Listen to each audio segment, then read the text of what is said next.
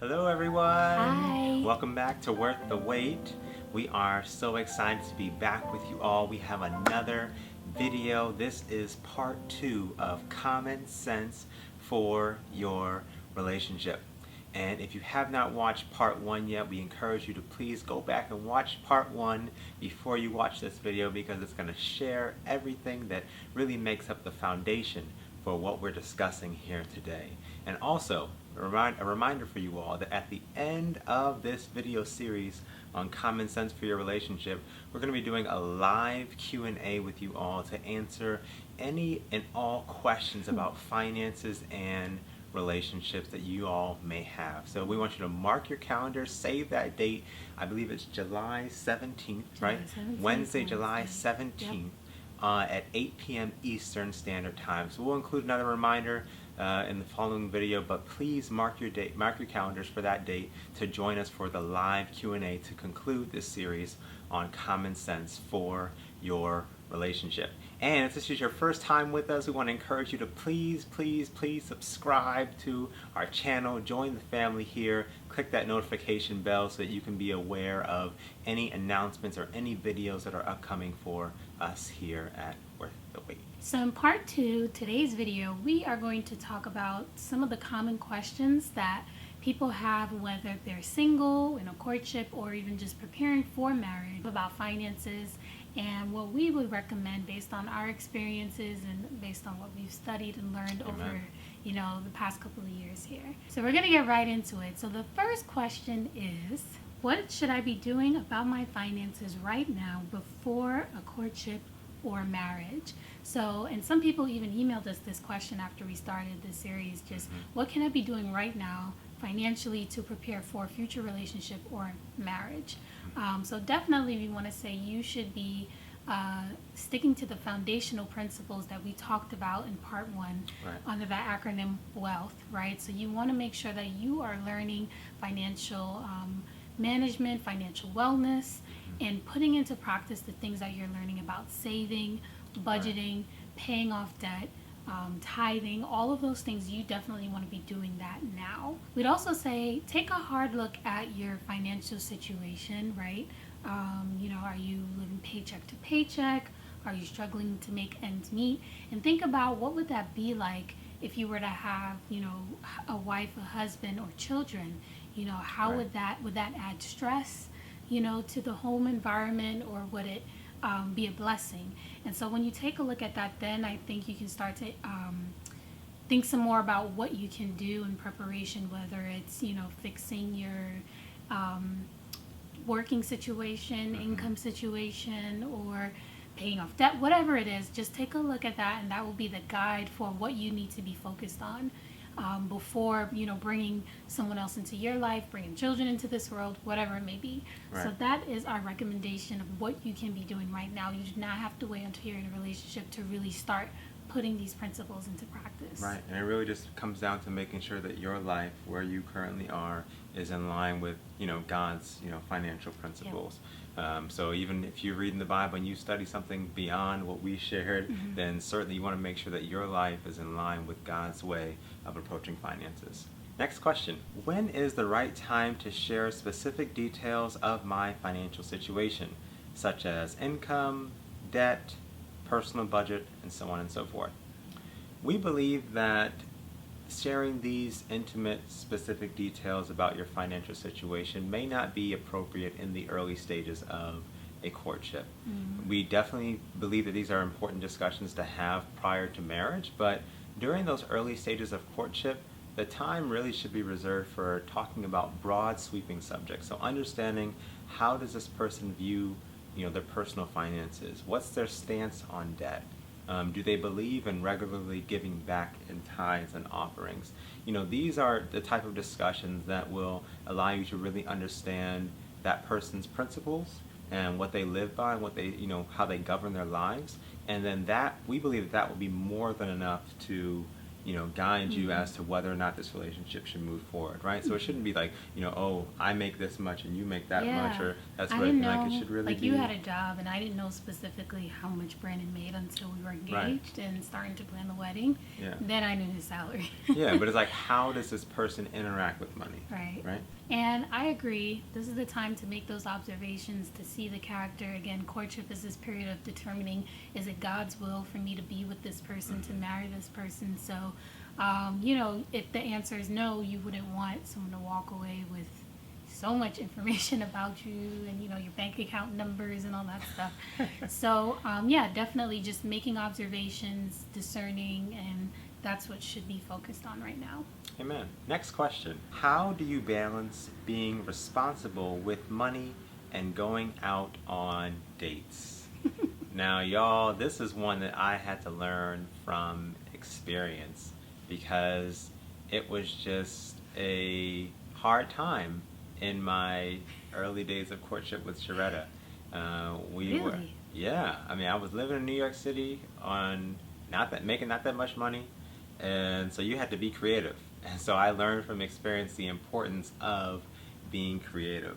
And dates are really, prime opportunities for getting to know this other person, understanding their character, understanding how they make decisions, how they handle money, their relationships with other people, important people in their lives. And so you're able to be creative around,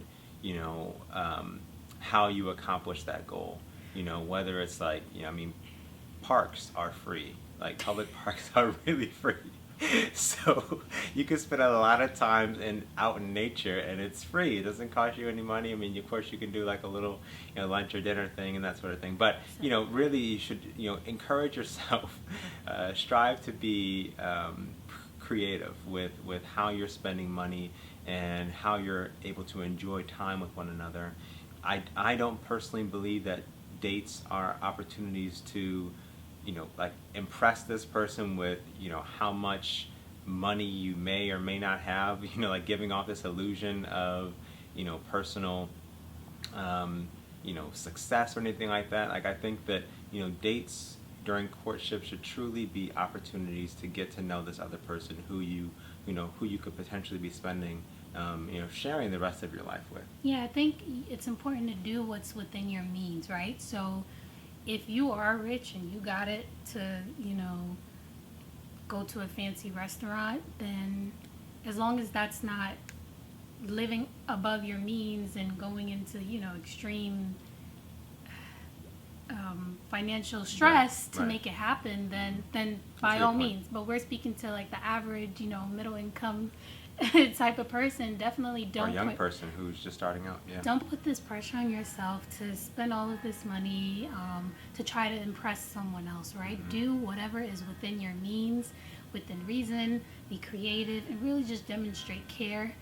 Whatever it is that you're doing. I think some of our most fondest memories or dates have not been the most expensive, mm-hmm. And so that would be my recommendation. And also to the fellas, I would say it's important not to set the bar too high too early.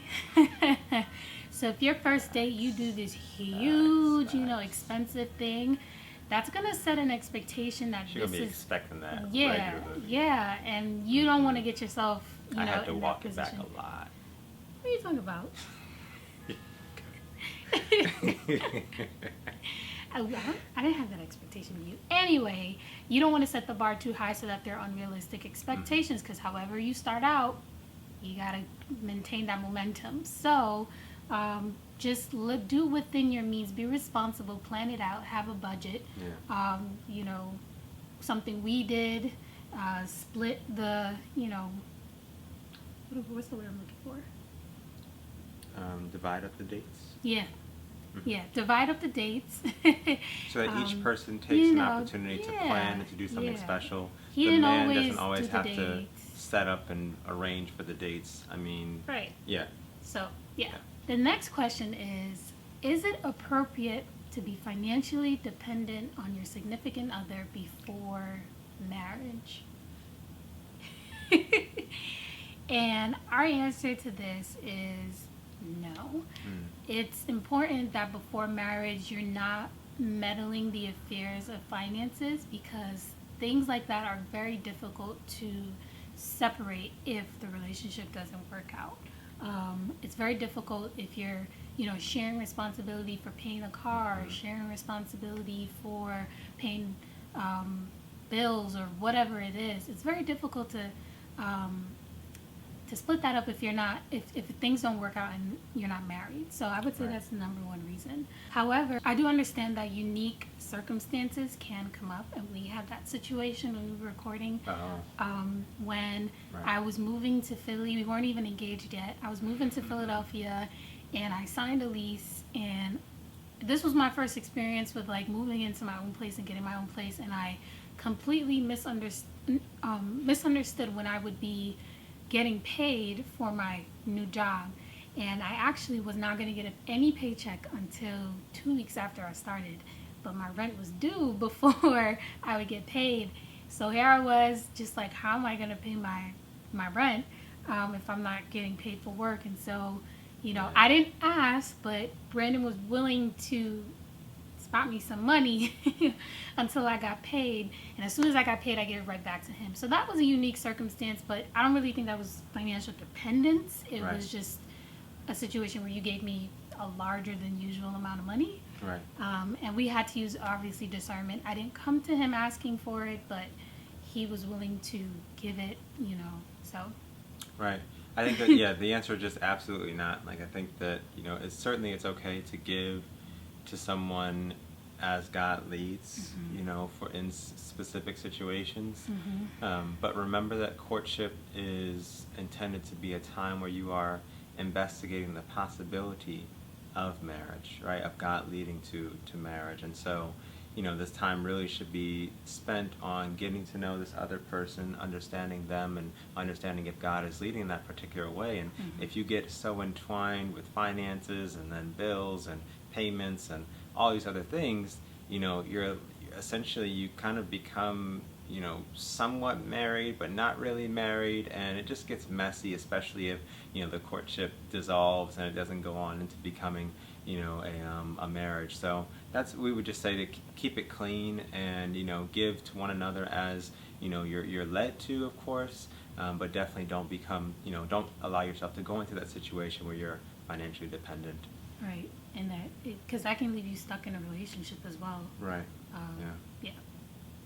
So in closing, for these questions on finances and courtship, we want to just give our overall advice, which is to focus on building and responsibly planning your finances, ensuring that God's way of finances is your foundation for how you handle money. And if you're in a courtship, then please avoid having joint accounts and combined finances, and establishing a pseudo life together before you're even married. Really focus on understanding your significant other and how they approach finances, and then allowing God to give you the discernment as to whether or not this would be a healthy and happy and holy marriage. So really make that your focus, we hope, during times of courtship. All right, well, that is all for this video. Don't forget about the live Q&A coming up on Wednesday, July 17th at 8 p.m. Eastern Standard Time, where we will be able to answer your questions live here on YouTube. All right. Thank you so much for watching and stopping by. Remember to subscribe. Yes. Hit the notification button so you know when we put out a new video. And share this with someone that could benefit from the information. Amen. All right. Take care, y'all. Bye-bye. Bye.